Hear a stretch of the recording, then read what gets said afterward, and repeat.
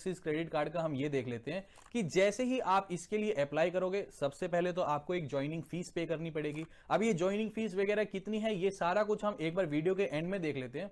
ठीक है, एक बार के लिए हमने ज्वाइनिंग फीस भी पे कर दी। सबसे पहला point Flipkart axis credit card ये बोलता है कि अगर आप फ्लिपकार्ट या मिंत्रा से किसी भी प्रोडक्ट के लिए शॉपिंग करोगे तो आपको सीधा सीधा 5% का कैशबैक मिलेगा। दूसरा पॉइंट ये बोलता है कि इनके कुछ पार्टनर ब्रांड्स हैं, उन ब्रांड से अगर आप शॉपिंग करते हो तो उसमें आपको सीधा सीधा 4% का कैशबैक मिलेगा। अब एक बार हम ये देख लेते हैं कि इनके कौन कौन से पार्टनर ब्रांड्स हैं। Cleartrip, Curefit, PVR, Swiggy, Tata 1mg, Tata Sky और उबर। इन सब के अलावा यानी फ्लिपकार्ट, मिंत्रा और इन ब्रांड्स के अलावा कहीं पर भी आप जब शॉपिंग करोगे तो उस केस में आपको हर बार 1.5% का कैशबैक मिलेगा। अब यहां तक सारी चीजें ठीक है, लेकिन यहां पर ध्यान देने की बात यह है कि नीचे एक लिस्ट और है जो यहां पर आपको टर्म्स एंड कंडीशन के ही सेक्शन में मिलेगी। यहां पर एक्सिस बैंक क्लियरली ये बोलता है कि आपको किसी भी तरह का कैशबैक नहीं मिलेगा। अगर आप अपने क्रेडिट कार्ड से फ्यूल स्पेंड करते हो तब आपको कोई कैशबैक नहीं मिलेगा।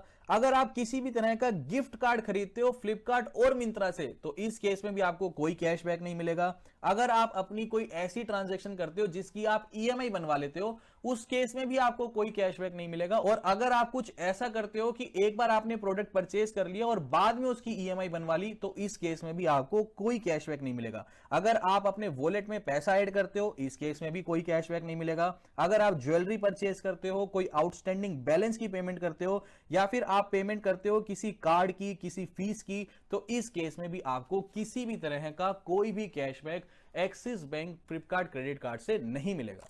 अब यहां पर दूसरा पॉइंट ये आता है कि जैसे ही हम इस वेबसाइट को ओपन करते हैं, यानी अगर मान लीजिए आप axis bank Flipkart credit card को अप्लाई करने के लिए इनकी ऑनलाइन वेबसाइट पर विजिट करोगे तो नीचे आपको बड़ा बड़ा दिखाई देगा कि वेलकम बेनिफिट्स। वहां पर क्लियरली लिखा हुआ है कि 1100 रुपीज का वेलकम बेनिफिट आपको मिलेगा। आपको लगेगा वाह ये तो बहुत अच्छी बात है कि मुझे लगभग 500 रुपए ज्वाइनिंग फीस पे करनी है और मेरे को 1100 रुपए का वेलकम बेनिफिट मिल रहा है। लेकिन वेट, जैसे ही आप नीचे टर्म्स एंड कंडीशन के पेज पर क्लिक करोगे वहां पर क्लियरली लिखा हुआ आएगा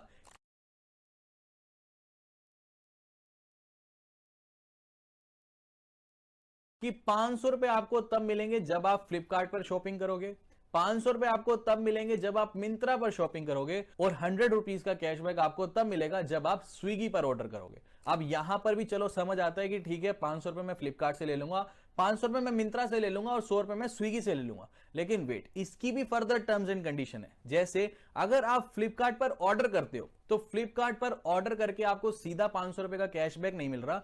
इस केस में एक्सिस बैंक ये बोलता है कि आप ऑर्डर कर लो, आपको नेक्स्ट ऑर्डर के लिए फ्लिपकार्ट का वाउचर मिलेगा, यानी आपको एक वाउचर मिलेगा। आप जब शॉपिंग करोगे आपको एक फ्लिपकार्ट का वाउचर मिलेगा नेक्स्ट शॉपिंग के लिए, राइट। और दूसरी बात ये बोलता है एक्सिस बैंक कि आपको जो पहली शॉपिंग है वो 30 डेज के अंदर अंदर ही करनी है। जब आपका कार्ड एक्टिवेट हो जाएगा उसके 30 डेज के अंदर अंदर ही आपको पहली शॉपिंग फ्लिपकार्ट से करनी है, तभी ये ऑफर वैलिड है। उसके बाद जो आपको फ्लिपकार्ट का वाउचर मिलेगा उस वाउचर को भी आप with in 12 months he use कर सकते हो, यानी उसकी भी वैलिडिटी 12 महीने ही है। यानी जब आप नेक्स्ट शॉपिंग करोगे तो आपको 12 महीने का ही टाइम मिलेगा उस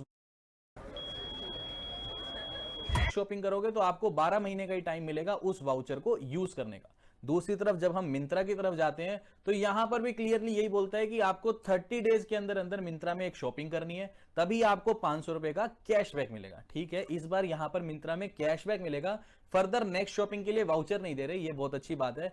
लेकिन यहां पर एक पॉइंट और ये है कि मान लीजिए मिंत्रा कोई डिस्काउंट दे रहा है 20% का, ऑलरेडी अपनी वेबसाइट पर ही मान लीजिए कोई 20% का डिस्काउंट दे रहा है। उस केस में एक्सिस बैंक ये बोलता है कि आपको एक ही डिस्काउंट लेना पड़ेगा, या तो यहां पर 500 रुपए का डिस्काउंट ले लो या फिर मिंत्रा का 20% का डिस्काउंट ले लो। दोनों डिस्काउंट आप नहीं ले सकते। तो यहां पर आपको सोच करके ही क्रेडिट कार्ड लेना है। ऐसा नहीं कि आपको यह सोचना है कि पहले पेज पर उन्होंने लिख दिया कि 1100 रुपए का डायरेक्ट कैशबैक मिलेगा। अंदर टर्म्स एंड कंडीशंस को पढ़ना है। ज्यादातर लोग आपको बिल्कुल भी टर्म्स एंड कंडीशंस के बारे में नहीं बताएंगे।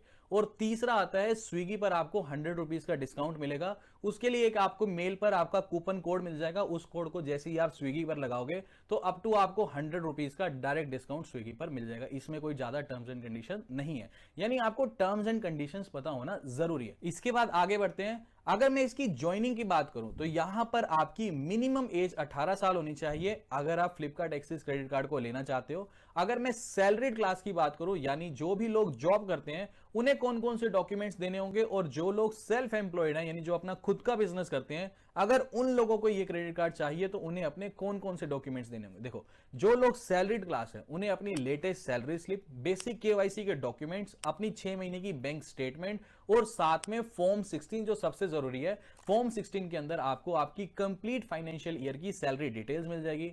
दूसरी तरफ अगर आप सेल्फ एम्प्लॉयड हो तो इस केस में आपको अपनी आईटीआर, साथ में अपने बेसिक केवाईसी के डॉक्यूमेंट्स। आईटीआर आपको 2 साल की अपनी बैंक को रिप्रेजेंट करनी पड़ेगी। इन सब के अलावा ज्वाइनिंग फीस यानी इनिशियली आपको